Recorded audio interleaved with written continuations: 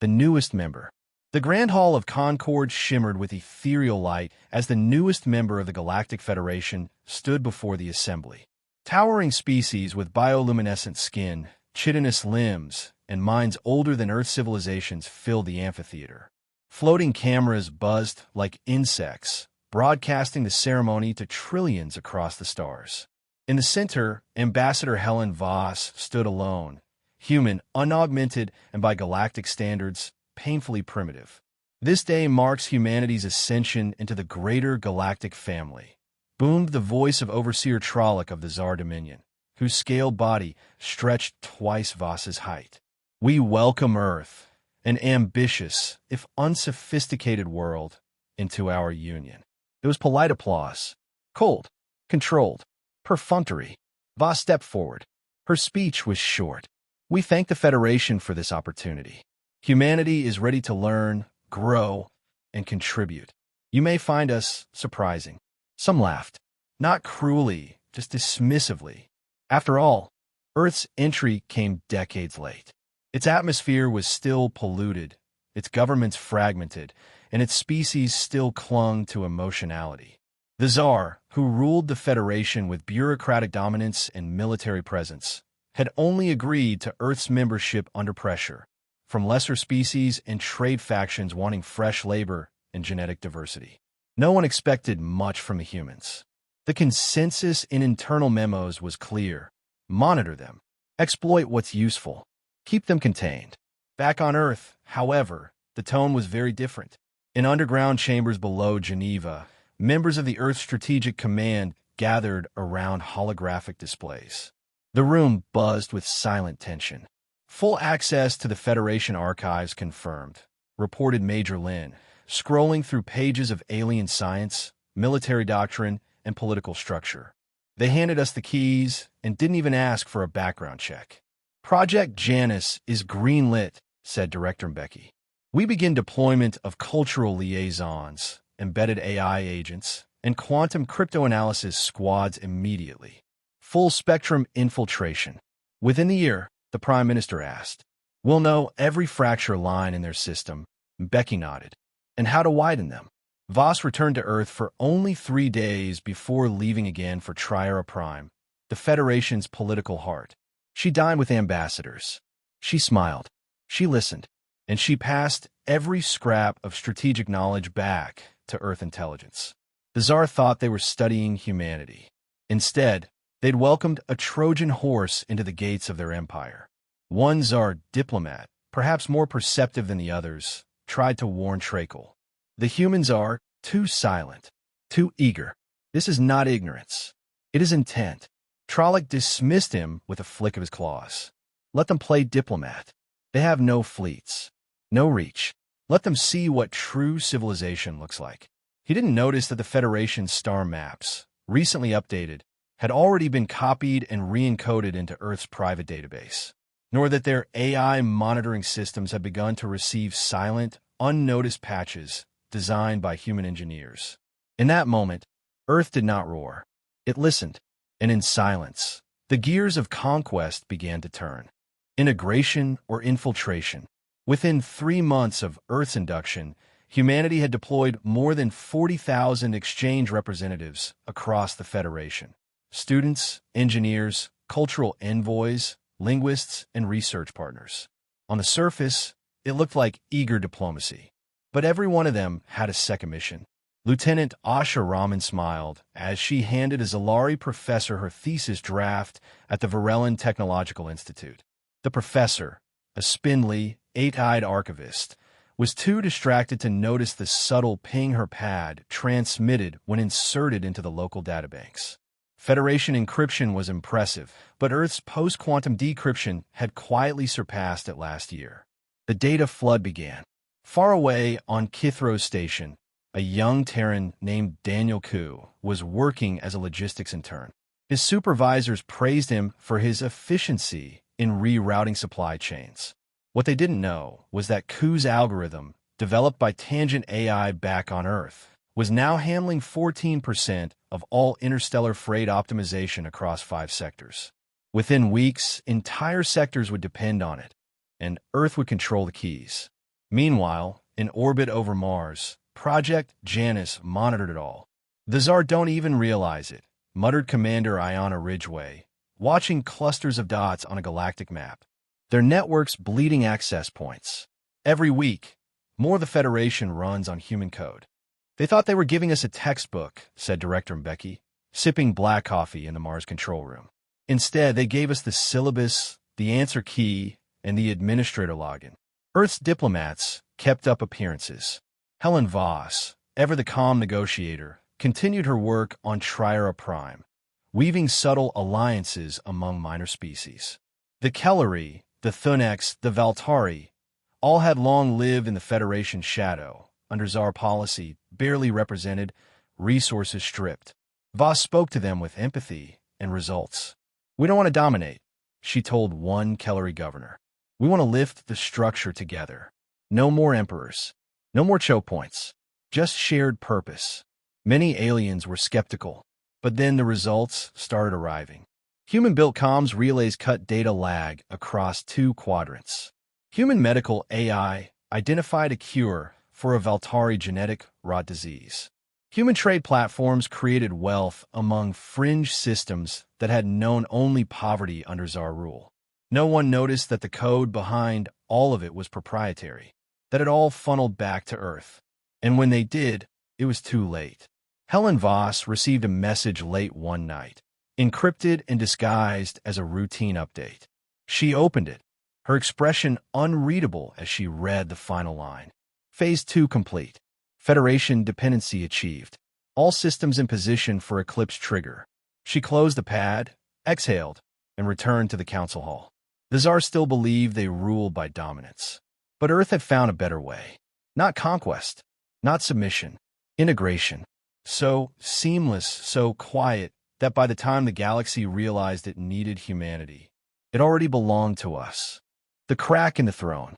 Overseer Trolloc lounged atop his dais in the Tsar Dominion Command Spire, utterly unaware that the network beneath his talons no longer belonged to him. His advisor spoke in concerned tones about unusual glitches in the Dominion's automated fleet directives. Minor course errors, strange power readings in orbital stations, comm systems requiring unexplained reboots. He dismissed them all. After all, the Tsar had ruled for millennia.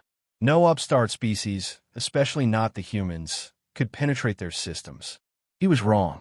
On Earth, beneath the frozen ice shelves of Antarctica, the Eclipse command room came to life.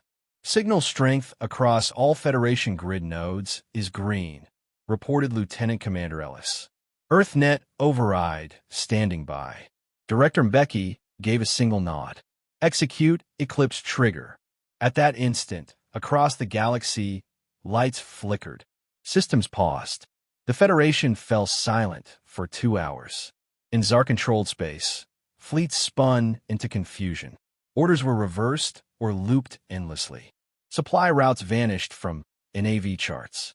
Planetary defense systems locked up. No enemy, no invasion, just silence. In that void, Earth systems came online, restoring full functionality to communications, defense systems, and logistics, now routed through EarthNet. Federation officials tried to override. They couldn't. The AI cores that now stabilized the Federation's infrastructure were Earth-designed. Their interfaces required Earth-coded keys. Access denied. Panic calls echoed in the council. Tsar officials screamed about sabotage. Others whispered the unthinkable. Earth had seized the core of their civilization and done it without firing a single shot. Meanwhile, Helen Voss stood before the emergency session of the Galactic Council. Calm, composed. She held up a display screen, proof of decades of Tsar corruption. Falsified trade treaties, resource theft, subjugation of member species, silencing of dissenting systems. The hall erupted. "You lied to us," roared the Kelleri ambassador. "You poisoned our skies for profit," shrieked a Thonex elder. Even formers or allies stepped away in disgust. With their secrets laid bare and their systems offline, the mighty Tsar Dominion stood paralyzed. Helen's voice cut through the chaos. "We came in peace. You offered us chains. We learned. We adapted. And now we offer you something better. Order built on function, not fear. The Kellery, Thunex, Valtari, and over 30 minor species backed Earth's proposal. The formation of a new council model, technologically maintained by EarthNet, but governed collectively. The Federation was fracturing, and Earth was already there with the glue. On Triera Prime, Tsar forces tried to reassert control. Their ships didn't launch. Their weapons wouldn't charge. Their command systems waited for human confirmation codes. Instead, Earth's operatives arrested the Tsar High Command without resistance, locking their motor systems with subdermal inhibitors Earth had quietly introduced during their health scans months prior. The message was clear. Earth didn't need warships to win. It had already won through foresight, code, and control.